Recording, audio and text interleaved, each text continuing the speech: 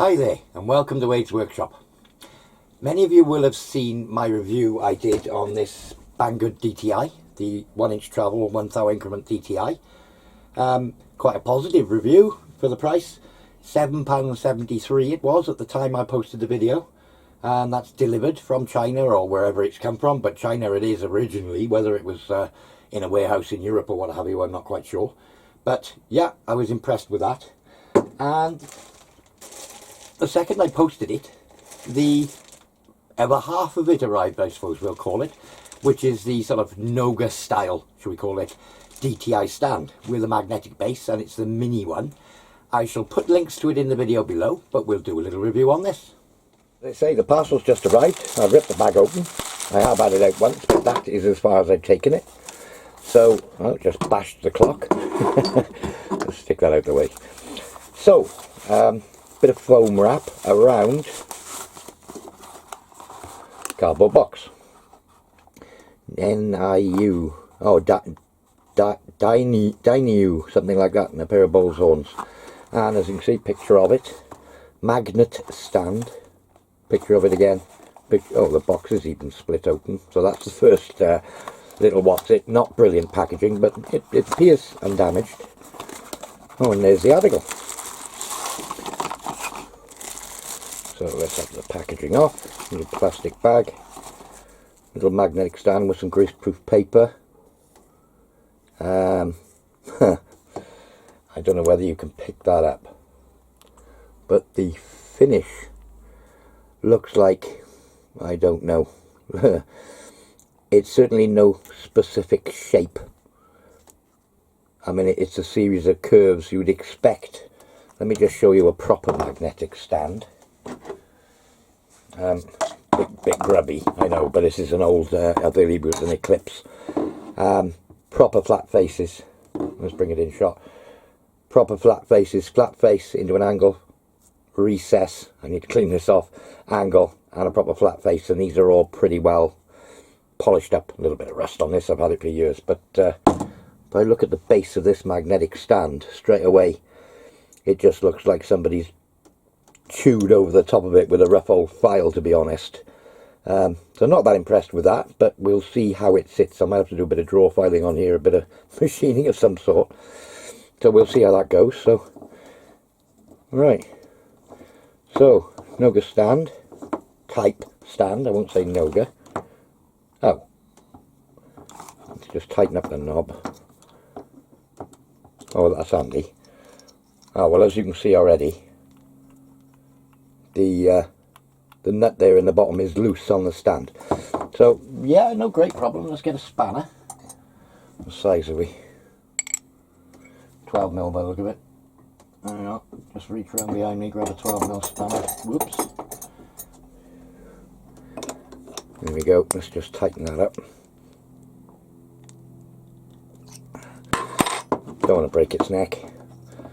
Oh, there we are. So far,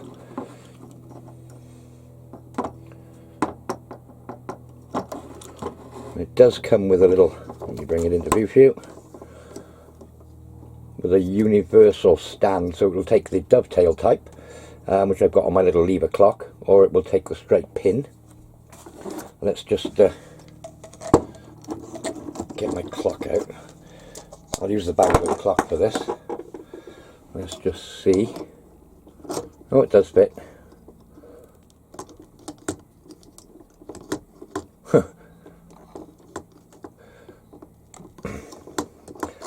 Right, well that doesn't tighten up on a standard pin.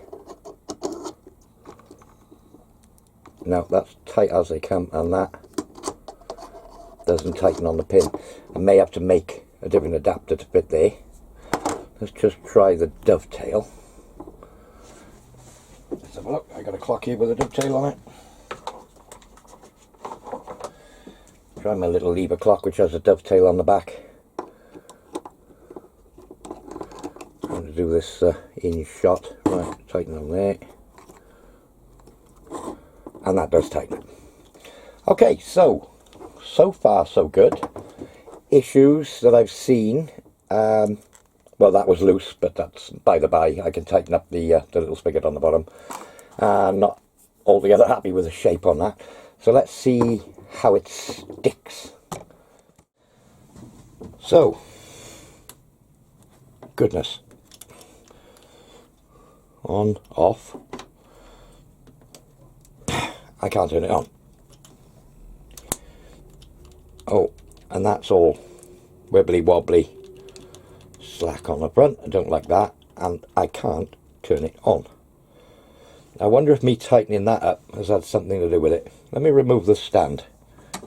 So I just unscrewed the fitting out of the top, and I think I've worked out why it was all wobbly ass loose, because when I screwed that in and tightened it so that it doesn't wobble around, it's gone down and jammed the cylinder of the magnet.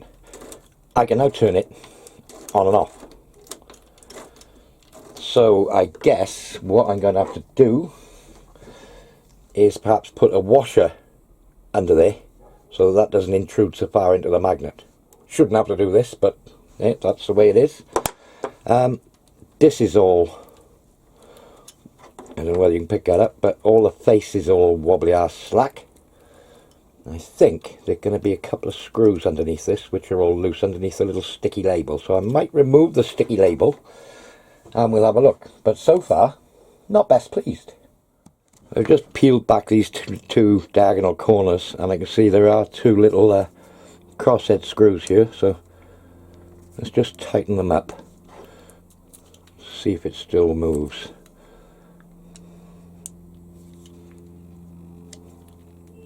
No, it's still moving around. I think the threads are a bit... I think the Pembrokeshire word is kift, which means crooked or not straight, that sort of idea. Kift. Yeah, it's still loose.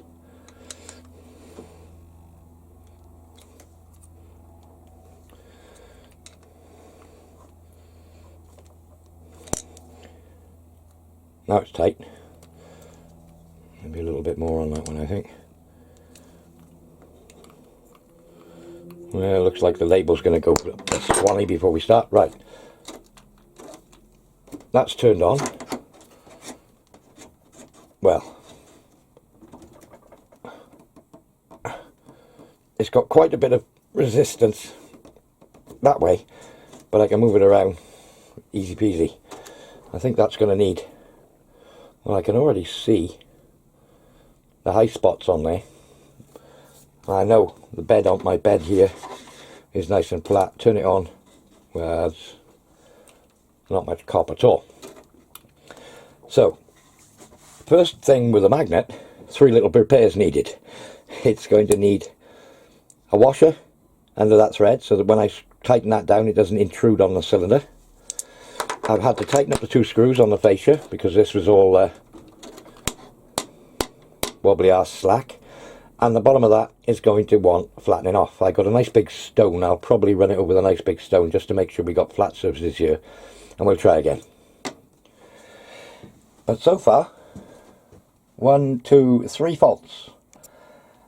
As far as the arm itself is concerned, well, I don't know what size pin that was designed for, but my pin doesn't fit in, but who's to say? Mine might be imperial, this might be metric, but I can't tighten up, but the dovetail does tighten.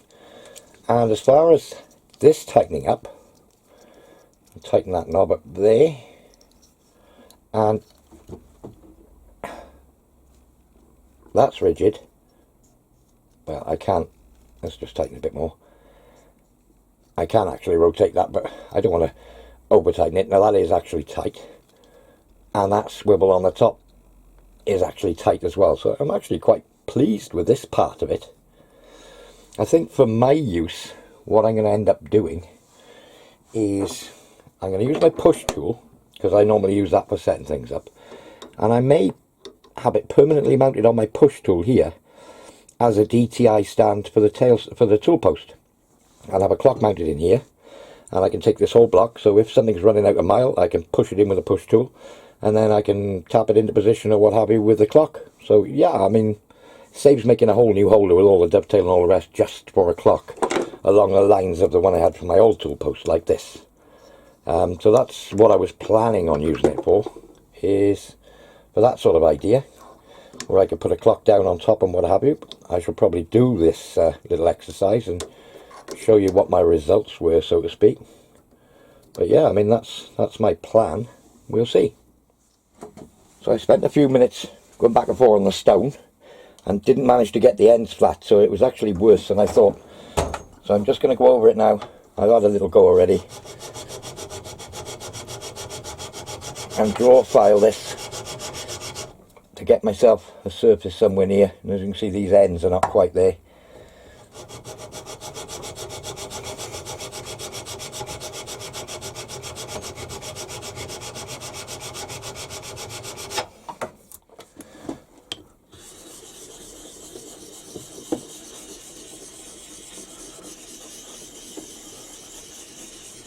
Bit of WD-40 on a smooth side of the oil stone here, just to give it a bit of a lapping. So feels better on the surface. I can move it around, but it is only a small magnet. Its downward pressure is good. That's quite good. Not so good that way, but well, I'd say it's probably improved in the rotation here by 100% to what it was. Turn it off, it does come very loose. But this way, well, hang on, let's see if I can do it with, it takes two hands for me to pull it off. So yeah, I mean, it is fairly strong. Now that it's got a nice flat, shiny base on it. So that's that. So what I'll do is get a washer, little 6mm washer, 5mm, 6mm, put it under there, screw it back in, tighten it up. There's not much thread there, I think I'm going to have to be careful with it. Tighten it up, and we'll see where we are. It's actually M5, I've got a 5mm washer on there. Let's just try screwing that on there now.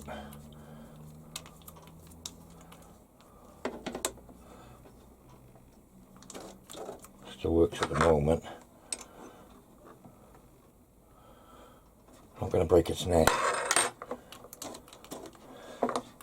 Now it works. So,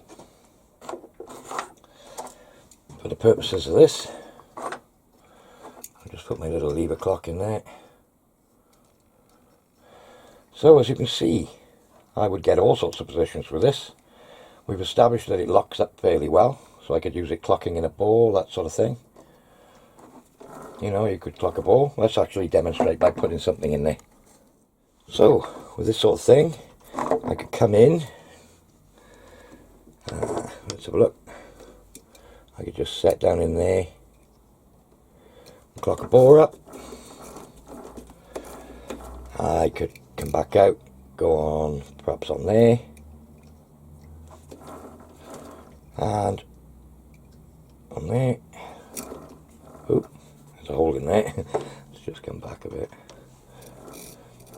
You know, you could use it for any position you like, really. I mean, I could come in out here. It's got sort of multiple swivel positions. Come in and clock on the back face, you know, on an angle like that. I could tilt my clock, come in over there. It's just, you know, that sort of idea. So as a universal clock base, it's now actually working quite nicely. Now that I've flattened the bottom off, I can now tighten up this base screw without it seizing this off, and now this isn't all rattling about. I'm going to have to make a dedicated pin, because the pin I'm using, where is it?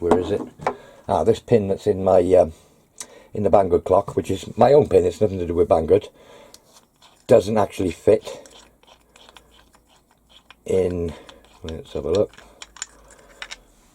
I'm going to have to make a little replacement for this, because that is, even with this tight, is still very slack. So you'll probably find this is imperial and that's a metric or something like that. So I'll have to make a new pin for that, to make it be able to take the larger clocks and what have you. But yeah, I mean, as it stands at the moment, I'm very pleased with it. As it arrived, not that happy. I had to spend 10-15 minutes putting it right. But yeah, it's okay. I'm not sure of the price these are. I'll put the price up somewhere around here. You know, you'll see it scrolling by in its usual yellow, showing you exactly how much they cost if you were to buy one today. Nothing you can't put right yourself. Maybe I just had a rogue one, I do not know. But as I say, I've had to put a washer under there, tighten up those 2 screws, lap the bottom of the block because it was all wobbly in all shapes on the bottom. It was like a ski slope, the flat surface on the bottom. And now that I've lapped it over, it grips a lot better. Swivel part of the mechanism I'm very happy with. It locks off, does exactly what it should do. As I was saying earlier, what I'm probably going to do is drill and tap an M5 hole here in the top of my push tool, and I'm going to take it out of the magnetic base and have it permanently fixed in the magnetic base as my sort of, let's call it a clocking tool. You know, you can push things into square, and I can also, I've already got the clock there, I can clock one end and then push the other end in all in one hit. So that's my thinking on that. But yeah, altogether I'm happy with it, and I know it was, you know, for the price. I would be happy with it as it stands now because I've done a bit of work. As it arrived, I probably would have sent it back if I wasn't in the frame of mind to have a look and see what was actually wrong. So there it is, the Banggood Mini Magnetic Stand. Don't think much of the magnet, but the stand part's brilliant. And as I said, I'm going to be using it directly into my push tool tool post. And I'll probably utilise the magnet for something else. What I'm thinking of for the magnet is to use it on the carriage of the lathe as a travelling DTI stand, something like a stop, something like that on the bed.